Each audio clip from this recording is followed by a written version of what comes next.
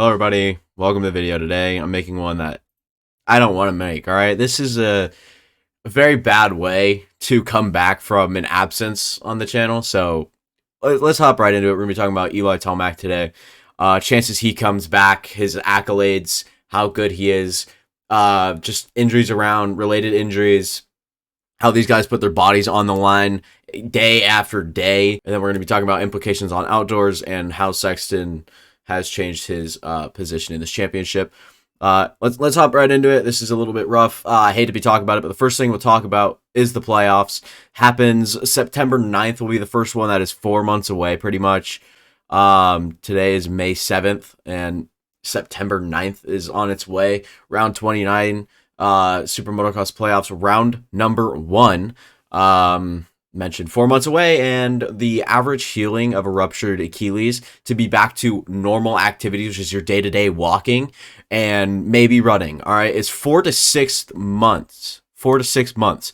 Not good at all. I mean, if he somehow comes back, and I would not put this past Eli with the prize pool on the line and the outro of his career to come back for the playoffs, even if it is just a way of like coming up. Maybe he doesn't ride. Maybe he just shows up there. A lot of people, I'm sure, would still praise him if he's not ready. But 4 to 6 months, you're cutting that window short. I'd give him about an 11 to 15% chance at actually racing the playoffs, but I definitely would not count on it. 4 months is the average healing time. That's like the bare minimum, and that is exactly how far away we are from the playoffs. And like I said, 4 months is the bare minimum to get back to normal activities. What these guys do on a day-to-day basis is not normal. We can talk about the crash. It was pretty rough, actually. You don't ever like to see it. Tomac was at the top of like a transfer. It was that triple in over the table. These guys were pushing pretty hard for that. I saw a lot of seat bouncing there and just a lot of like absolutely going, and that could have been the lack of power too. Hunter Lawrence even said in the broadcast that section just doesn't look fun to hit the mark every single time on, because these guys are going 100% all the time. Unfortunately, Tomac was up on the ball of his feet, ends up just leaning a little too far in, committing too hard. Unfortunately, that's the risk you take, and just absolutely ripped and ruptured his Achilles. So unfortunate for him. It's hard to even think about rupturing an Achilles. So prayers out to him. Hopefully he's okay. It didn't seem like he was in any agonizing pain. It's just probably a little bit more of shock and disappointment. Maybe anger's in there. I can't tell you what Eli's thinking, and we can all assume, right? But no one will know until there might be a full statement, whatever comes out.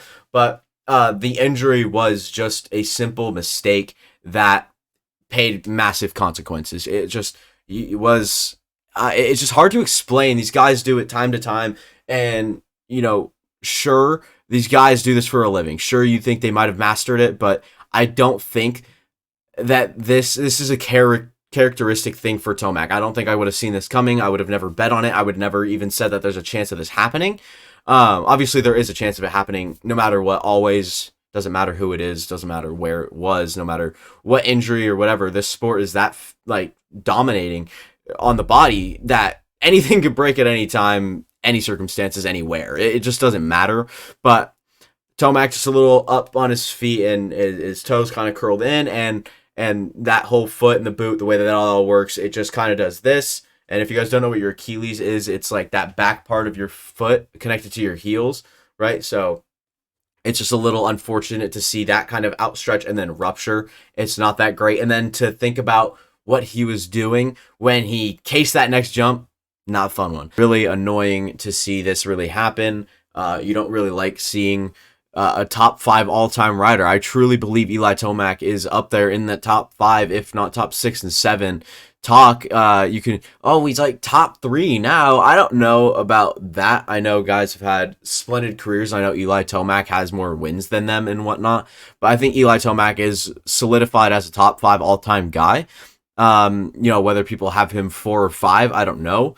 But the top 3 for me is pretty much set in stone.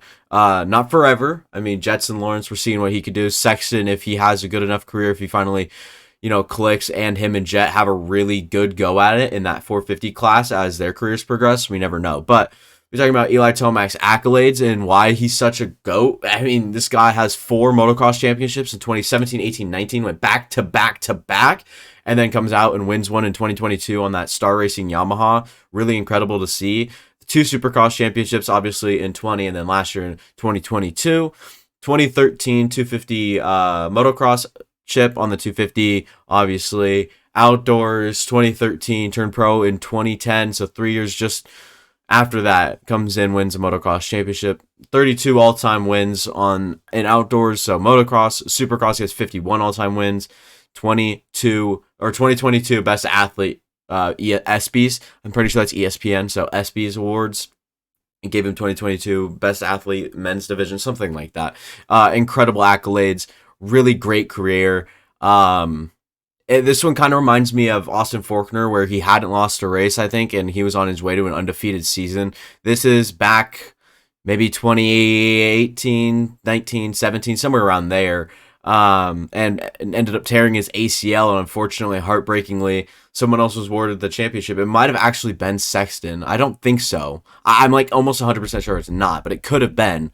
But these guys, it just shows how much of their life, I mean, is just at stake every week, and what they train every single day for their lives 24/7 is dirt bikes mostly for these guys to make it to this top level, to really be out there and to put their bodies on the line like they do. I don't think they get nearly enough recognition for how intense the sport is, physically demanding, very tough, how much grueling pain these guys go through year to year, how much they fight through it. This is truly one of the most physically demanding sports, if not the most, and I don't think that they get enough they don't get enough praise for that, let alone money for that. These guys talk about big money and whatnot. Big money is barely a signing bonus in the NFL. I mean, these guys, they're the furthest thing away from what we like to call wussies and whatever, all that category. They're the complete opposite. They're the elite of the elite at being ballsy. These guys have no limits, and that's what really should be talked about more with these guys, is how they put their bodies on the line every single week. You do one thing wrong, these guys have been training to be pro for so long, and you do one thing wrong, you're still going to like suffer some consequences. It's never easy, all right, to wheel around the track. If you guys think that these guys, what they do is effortless, no, they're going 110% all the time. That's what it takes to be at the top. These guys are physically incredible, and I don't think that they get nearly enough praise for that. I think that money alone, I mean, they need more. I think that that's just fair to say. I don't think that, I mean, obviously, me from an outside perspective, it's crazy because I'm an NFL fan. I know how much these guys make. We're seeing quarterbacks make up to $50-60 million a year. And quite frankly, I think, I mean, I'm not saying they don't deserve it more than these guys, but if they're getting that, come on. I mean, these guys are happy enough to get what they get, and rightfully so. You're making a living doing what you love, all that good stuff. I think you could make a whole nother video on that. But implications on outdoors with this Eli Tomac thing, we're going to see probably a Jet and Sexton go at it. I think that it takes Eli out of all of outdoor season easily. I don't think that there's even a chance in hell he comes back for even the last round of the motocross championship. I don't even think that that's a chance. I'd give that about a 4% to 2% chance. I just don't think it's there at all. I don't think that is in the stars. Like, yeah, I don't even think that is going to enter Eli's mind for the next 3 months. So it's a little unfortunate for sure. Obviously, Jets moving up, so we got a lot to look forward to. I truly think Kenny actually has a go at this championship if he can kind of achieve and establish a really good program on that Suzuki. I think that he is, at some of the best that we've seen him. He's one of the most talented guys on a bike, and if he can put it all together on that Suzuki, it's crazy to say 2015 technology has a chance at the outdoors. I truly think that we've got so many guys still in outdoors that it's still going to be a fun series, but not like it would have been with Eli Tomac. Eli Tomac's absence will obviously leave an effect on the championship, and I don't understand how you can come in here and say it won't. Eli Tomac is and was going to be up there for that championship for sure, no questions asked. Unfortunately, doesn't go down that way. It's so annoying to talk about. We'll talk about Sexton's window, about like how I kind of see Sexton's chances right now with Jet Lawrence coming up and Eli Tomac going out. He kind of had this window where it was last year outdoors and this year Supercross, and he didn't seize on any of them. All right, Tomac was just better than Sexton outdoors, but Sexton threw away so many wins, should have been so far out with this Supercross Championship. I really thought that his window has closed. He's going to have severe competition from Jet. We will never see a Sexton domination. I don't think that we're going to expect that for this outdoor season.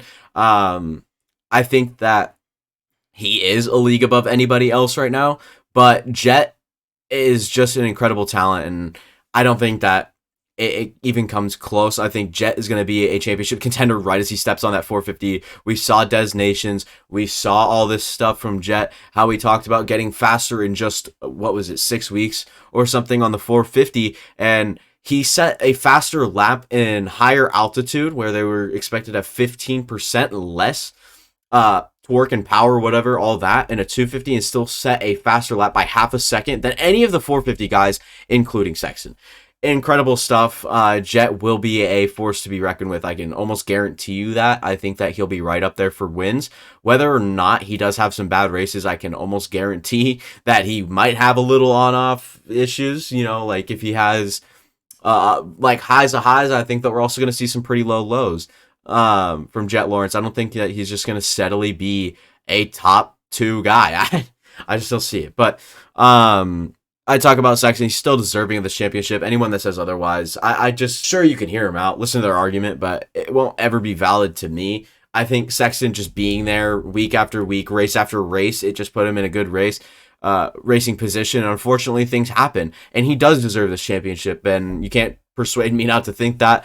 He's one of my favorite riders, and so was Eli, and unfortunately, we all have it different. You know, it's just not the same for everyone, and unfortunately Sexton wins with some asterisks, if you will. I'm sure people will be quick to write off Sexton's championship, but just being in range, being able to, it just is what it is. It's just, Sexton is deserving. I don't care what anyone says. Anyways, very heartbreaking video to make. Obviously, like I said, I did not want to break the silence like this, coming back from inactivity on the channel to come back and talk about something like this. It's just unfortunate.